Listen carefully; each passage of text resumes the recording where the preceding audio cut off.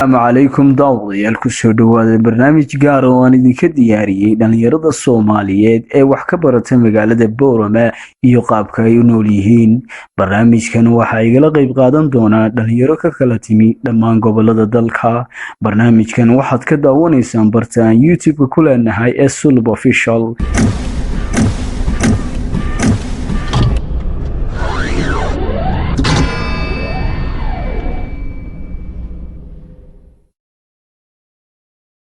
adoo ku bilaabay magacaaga wandhow walaal magacayga waxa weeye Cabdinaasir Saalax Yaalle waxaan ka yimi kulay gobolka Togdheer magaalada madaxdiisa Burco jaacada dhigata walaal waxa weeye jaacada Amuud faculty dhigata kulliyadda engineeringa sanadkii junior baan ahay sax hadda su'aashan ku weydiinay waxa weeye maxaad kala kulantay muddada aad joogtay Boorama intaan joogay wax dhibaato horta aan kala kulmay jiraan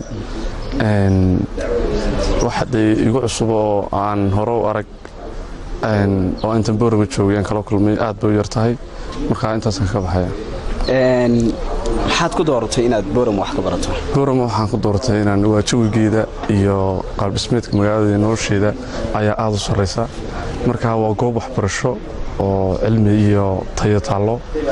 marka gobolada kale way naga duwan tahay xagga aqoonta iyo joogeeda saadarteed baan ku doortay sidee ku soo dhaweeyeen Boorama dadweynaha ku nool Boorama aad si fiican bay noo soo dhaweeyeen wax dhibaato caqabadahan kala kulana ma jirto magacaygu waa Fattax Xasan Qorone gobolkaad ka timi walaal waxaan ka yimid gobolka Jubbada Hoose gaar ahaan magaalada Kismaayo masha Allah jaamacadda dhigata jaamacadda Amuud faculty kulliyadda engineeringa civil engineeringa su'aashan ku weydiinay waxa weeye maxaad kala kulantay muddada aad joogtay Boorama waxaan kala kulmay soo dhaweyn wacan iyo inay su'aan soo dhaweyso maxaad ku dooratay inaad wax ka baratay Boorama cimiladeeda iyo magaalo ku habboon in wax lagu barto inay tahay intaasaan ku doortay maxay kaga duwan tahay magaalooyinka kale Soomaaliyeed Boorama haddaan taa ka jawaabo cimiladeedu ma isleeyahay waa magaalo qabow takalana magaalo jawi degan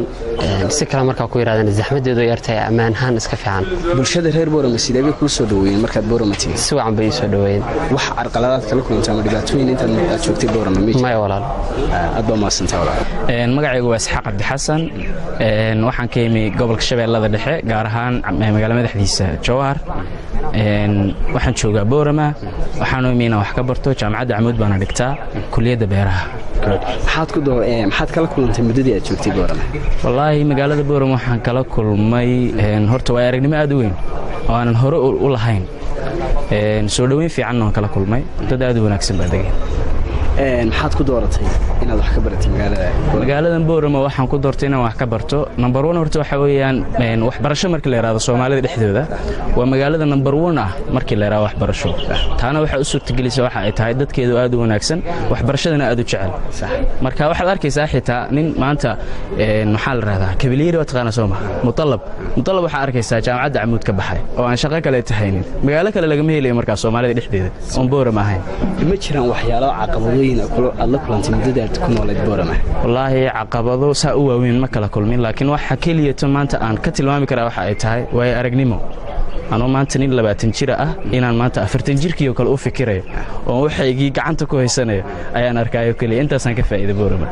waqtigii aad timi sidee bay ku soo dhaweeyeen dadweynaha Boorama wallaahi si aad u wanaagsan la soo dhaweeyay oo dad soo dhaweynta aad ugu fiican weeyaan martisoorkana aad ugu fiican waliba aad u jecel dadka ka imanaya gobolada koonfurta iyo maaragta bariga aad u jecel yihiin masha Allah aad baa maasanta walaal ku soo dhaw barnaamijka gaarka adoo magacaaga ku bilaabaya waa dhawahay walaal Sulub magacaygu waa Yaasiin Cabdullaahi Maxamed waxa ka yimid gobolka Sanaag gaar ahaan magaalada madaxdeeda Ceerigaabo waxaan ahay arday dhigtaa jaamacadda Amuud ee magaalada Boorama waxaan dhigtaa kulliyadda engineeringa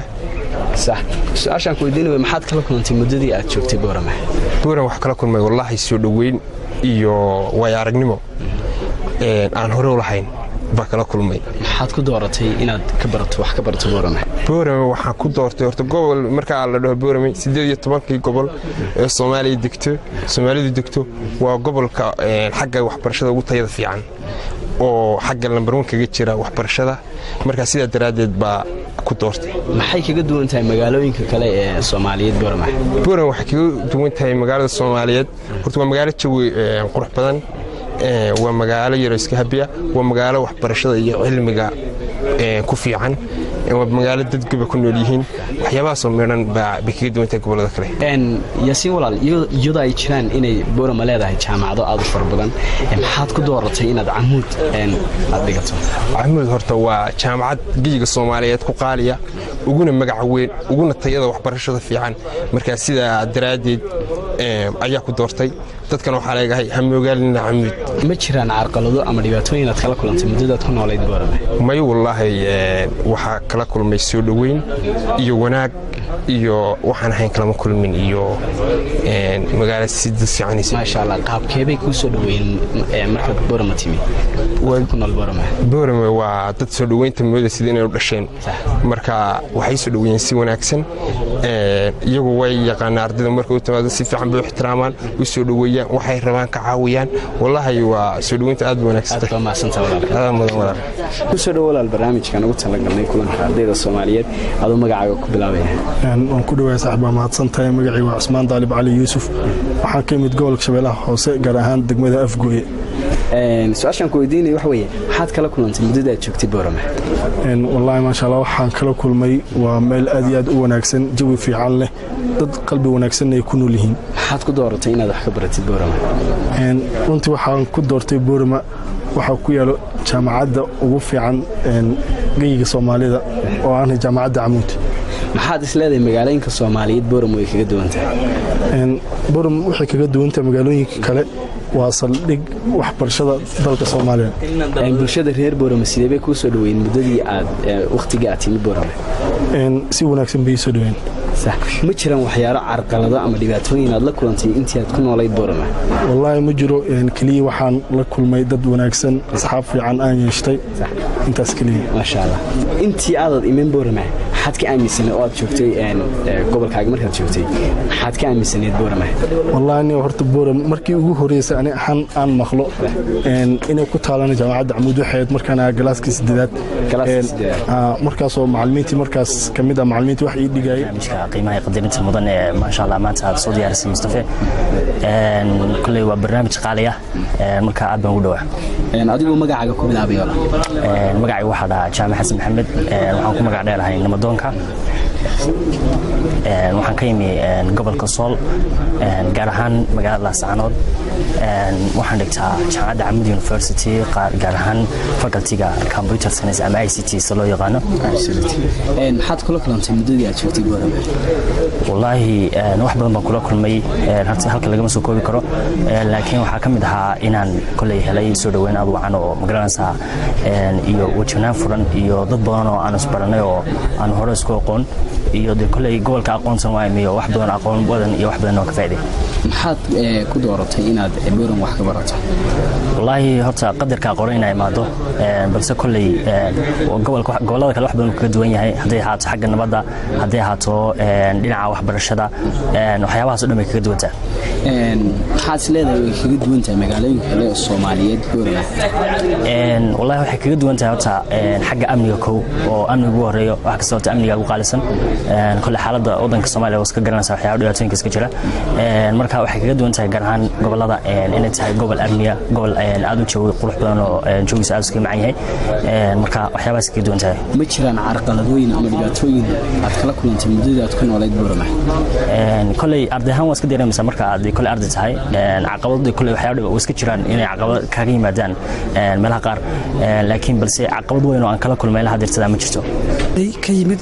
gobolka Hiiraan, gaar ahaan caasimadiisa magaalada Beledweyne, gobolka Hiiraan magaalo madaxda ah. waxaan dhigtaa jaamacadda Camuud, waxaan dhigtaa kulliyadda engineerinka, waxaan ahay sanadkii 3aad. waan dhawahay saaxiib. maxaad kala kulantay walaal Boorama muddadii aad joogtay? Boorama intii aan joogay wallahi waxyaabo badan aan kala kulmay, waana magaalo dadkeedo dhan ay yihiin dad ilbax ah, xadaariyiin ah, dad aqoon leh. qof walba Boorama ku aragtana maanta 2 qof markay ka hor timaado oo yaraan 1 qof baa buug wata, waa dad marka aqoon leh. maxaad ku dooratay inaad Boorama wax ka barato? Boorama sababtaas leeyahay oo ku dooratay inaad wax ka barato waa 2 sababood ku soo koobi karaa. midda koowaad waxay tahay waxyaabahan ku doorto waxaan kusoo koobi karaa laba mid midda koowaad oo ah midda ugu muhiimsan nolosha waxaa waaye waa amniga boorama waxaa dhihi karaa 18 gobol ee Soomaaliya marka la isku daro waa magaalada ugu amniga badan marka xaqada laga hadlo waa magaalo tuug aadan arkeynin wax ku dhibaadan arkeynin dhammaan qof walba yimaadaan si kaliya laab loo soo dhaweeyo xaqabad midda labaad aan ku doortana waxay tahay waa magaalada kulmisay dhammaan Soomaaliya oo dhan muqdisho marka tagto waxa arkaysaa gobolada yar ku xirana wax ka barata Hargeysa sidoo kale laakiin boorama waa magaalada kaliya Soomaaliya isku maatay ma jiraan waxyaalo carqaladooyin ama dhibaatooyin aad kala kulantay muddada aad joogtay boorama wallahi caqabad weyn ma jirto laakiin hal caqabad aan hayaa sida oo maaday midaasna wax kala ma yaani meesha cimiladeeda ugu cusbeed waxaan ka yimid gobolada dhexe oo iska yara kulul waxay mid boorama waxaan la kulmay dhaxan aad u daran waxaan ku sigtaba inaan laabto marka caqabadiina waa la qabsaday jirkeyga caadi baan u haystaa laakiin caqabadii weyn oo aan ku arko dhaxantaas ee boorama bismillaahir rahmaanir rahiim magacaygu waa Umar Xasan Jaamac Umar Soomaali waxaan ka yimid gobolka Mudug gaar ahaan magaalada Galkacyo Umar Soomaali waxaan filayaa arday jaamacadeed baa tahay boorama jooga jaamacad baan u jooga jaamacadda Amuudna waan dhigtaa walaal صح waan gartay Umar waxaad iga warantay magaalada boorama markii aad timid maxaad kala kulantay wallahi horta magaalada boorama markaan imid waxyaalo badan oo wanaag oo kaliya aan kala kulmay wax xumaana ilaa hadda muddo 3 sano aan joogaayo kuma arag alxamdulillah dadkeedu waa dad nadiif ah soo dhaweynta ku fiican dhanka waxbarashada iyo dhanka isdhexgalka bulshada aad ugu fiican yihiin marka alxamdulillah walaal xaqabado iga hor yimid ma jiraan si wanaagsan iskomaad mid boorama waxaan imid 2017 bishii 9aad 23keedii intii aanad iman aragti nooceed intii aanan iman kulay dad aniga familygayga uga horeeyo magaalada wax ku soo bartaa jira konso fiican oo dad fiican oo wanaagsan inay ku nool yihiin laakiin markaan imid intii si real oo arkay intii inka si fiican oo waan arkay walaal haddaan isku dayo ama aan wixii aan u soo joogay ama aan ka arkay magaalada boorama oo ah waxyaalaha magaalooyinka kale ay kaga duwan tahay waxa kamid ah marka koowaad dhinaca nabadgelyada oo magaalooyinka kale oo Soomaalida marka ay eegtid ayada ugu muhiimsan dhinaca nabadgelyada midda labaad waxbarashadeedu fiican oo magaalooyinka kale xogaa ka quality fiican midda labaad jaamacada fiican oo magac la ku yaala sida Amuud oo kale saddexda qodob baan isleeyahay intaad magaalada joogtay ee arday boorama wax ka barta gaar ahaan jaamacada Amuud miyay caqabado ka horeeyay horta qof dhalinyaro ah magaalada iska joogo kaligiis yimid kulleeyde waa iska caqabadaha ka hor iman kara maadaama nin dhalinyaro ah markuu iska yahay waa iska kooban yihiin ma garatay laakiin xogaa cimilo ahaanta maadaama deegaankan ka yimid xogaa cimilo diiran lahaa kulleeyde xilliyada qabowga oo kale inay caqabad xogaa environmental problem ah jira waa laga yaabaa laakiin si kale oo caqabad guud ma jirto walaal adiga magacaygu waa Kayso Cumar Ducaale waxaan ahay ardada ka timi gobolka Bari gaar ahaan magaalada Boosaaso ee wax ka baratay magaalada Boorama waxaan dhigtaa jaamacadda Elo University waxaan bartaa kulliyadda IT ama computer science maxaad kala kulantay muddadii aad joogtay boorama wallahi boorama waxaan kala kulmay soo dhaweyn fiican dad aad u wanaagsan bulsho aad cilmi u leh oo xadaarad leh waan kala kulmay boorama maxaad ku dooratay inaad booramo wax ka baratay booramo waxaan ku doortay inaan wax ka barto waa meel ka duwan magaalooyinka Soomaaliyeed waa meel amnigeedu aad u badan yahay waa meel jawi macaan oo wax lagu baran karo leh waa meel dad aad u wanaagsan oo muujida Soomaalidu dhamaanteed wanaagsan laakiin aad uga cilmi badan uga wanaagsan ay ku nool yihiin laba qodob ilaa saddex qodob ay kaga duwan tahay magaalooyinka kale Soomaaliya booramo wallahi qodobada ay kaga duwan tahay Soomaaliya magaalada booramo ay kaga duwan tahay Soomaaliya inteeda kale waa meel amni badan oo Soomaaliya sidoo kale inteeda kale ka amni badan waa meel dadkeeda jooga ay ka soo dhaweyn badan yihiin dadka kale ee Soomaaliyeed ma jiraan waxyaalo carqalada ama dhibaatooyin aad kala kulantay muddada joogtay boorama ma inta aan joogay ma jiraan wax carqalada iyo wax dhibaato waxyaalaha oran karo boorama kaga duwan tahay magaalooyinka kale horta boorama waa magaalo hoyga aqoonta weeyaan way ka duwan tahay magaalooyin kale oo waa hoyga aqoonta boorama waa magaalo degan oo maxay tahay jawi degan leh oo ku fiican maxay tahay waxbarashada weeyaan oo magaalooyinka kale kaga duwan tahay waa magaalo amni leh oo maxay tahay degan weeyaan oo magaalada boorama ma jiraan carqalado ama dhibaatooyin aad la kulantay intaad muddadaad ku noolayd Boorama may wallahi caqabado qoran karo caqabadaas aan la kulmay ma jiro laakiin aan waxaan kala kulmay soo dhaweyn wanaagsan saaxiibo fara badan ayaan kala kulmay runtii iyo magaalada maxay toole ku bartaano bulshada reer Boorama sidee bay ku soo dhaweeyeen markii aad Boorama timid bulshada Boorama waxay soo dhaweeyeen si wanaagsan bay soo dhaweeyeen oo aad iyo aad u fiican bay soo dhaweeyeen markii aad joogtay gobolka aad ka timid maxaad ka aaminsanay Boorama anu markii aan joogay gobolka maxay toole aan joogay ka yimid waxaan ka aaminsanay maxay toole inay magaalo aqooneed tahay oo hoygii xadaarada inay tahay iyo ilbaxnimada intii aan ka aaminsanaa baan hadan kula kulmay iyo soo dhaweey wanaagsan iyo saaxiibo fara badan oo dhammaan geeyga Soomaaliyeed dhan aan ku wada baranay ayaan kala kulmay anigu aad baad mahadsantahay walaalo magacaygu waa Nasteexa Daawud aad baan u dhawahay adu magaca gobolkaad ka timid anigu waxaan reer Boorama gobolkan aan ku dhashay ku koray dugsi hoose dugsi sare ilaa jaamacad hadda ku jira jaamacadda dhigatay Amuud fakaltiga waxaan dhigtaa kulliyadda dhaqaalaha iyo siyaasadda ardayda ka timid gobolada kale qaabkeed wax wada barataan wallahi anigu waxaan dhigtaa jaamacadda Amuud arday fara badan oo waxa jira ka yimid dhammaan gobolada kala duwan ee Soomaaliyeed ardaydaasi si fiican baa la isku dhaxgalay waxbarashada si fiican baan u wada qaadanaa kalaba garan maysid arday u dhashay gobolkan aan joognay Awdal iyo arday gobol kale ka yimid kulligood way simeeyeen Amuudna marka la eego tirada ardayda dhigata waxa 3 jibaar ka badan ardayda gobolada kale ka yimi marka waxaan u dhiganaa dad wada dhashay oo isku gobola oo waxbarasho isugu yimi oo kale qaabkeed u soo dhaweysaan markii ardayda gobolada kale ay ka yimaadaan oo ay Boorama yimaadaan waxbarasho soo doontaan qaabkeed u soo dhaweysaan maadaama aad timid gobolka aad ku dhalatay wallahi anagu kareeda Awdal ahaan aad baan u jecelahay bulshooyinka Soomaaliyeed oo dhan intaan soo dhaweyn karno iyo intaan maamuusi karno iyo intaan sharfi karnaba waanu sharafnaa magaalada si nabadgelyo ay ku joogaan cidina kuma dhibaatayso waxbay ku bartaan maasha Allah wax dhibaato oo